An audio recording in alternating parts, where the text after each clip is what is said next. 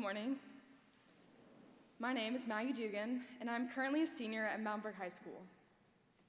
Standing here and talking to you all is a strange feeling, not one of intimidation or fright, but one of being outside my comfort zone. Since I started attending Children's Chapel when I was around 6 or 7, I've always been taught that trying something new or doing something different is okay.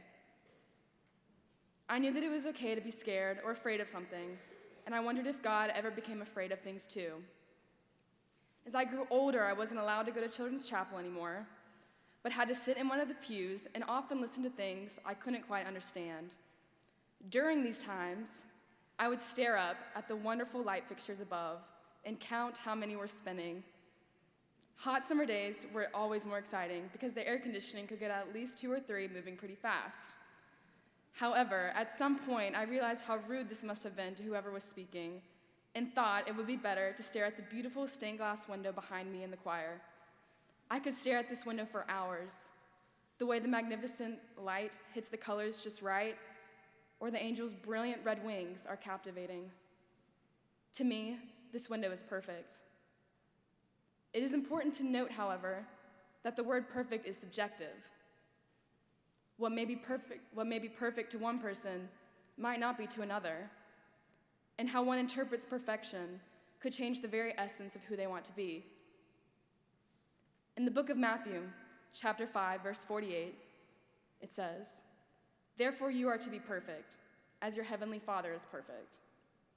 If this is God behind me, and he is perfect, and I am supposed to be perfect, then I am a very long way off. But I think such a detailed image of God is impractical. People describe God as the light, the wind, the earth we walk on, the air we breathe. God is in all aspects of the world, and if I tried to be like all of them, I would never know what it was like to be myself or have an individual identity. When I think of who God is, I think of this image behind me. I think of the orb in his left hand, his 2 fingers raised on his right, the trumpets, the happiness, but above all, I think of the glory. However, I also think of God as Jesus. I think of his kindness, his generosity, forgiveness, and ability to move mountains with his words. God is so much more than just an image. If I did everything perfectly, made straight A's effortlessly, or did anything flawlessly, I would not be the same person I am today. I would not have experienced loss, self-doubt, fatigue, jealousy, or even ambition. I would have nothing to strive towards, no goals in sight. One of my biggest goals for the past 4 years has been to play and win a state championship for singles and doubles on our high school tennis team. Freshman year, I did not play in the lineup. Sophomore year, I played 1 match and tore my ACL and MCL, making me incapable of playing for the rest of the season, unfortunately. Last year as a junior, I played doubles and brought home a state title. This year, I was 1 week away from playing singles and doubles in our first match when I tore the ligaments in my left ankle, making me out for about half a season. I was pretty devastated, but with my parents and friends, they pushed me to work even harder than I had before. And we qualified for state last weekend, which is where I'm headed in a few hours later today. Before I play a match, my dad tells me he doesn't care if I win, but he tells me that I should try my hardest or be my best self out in the court.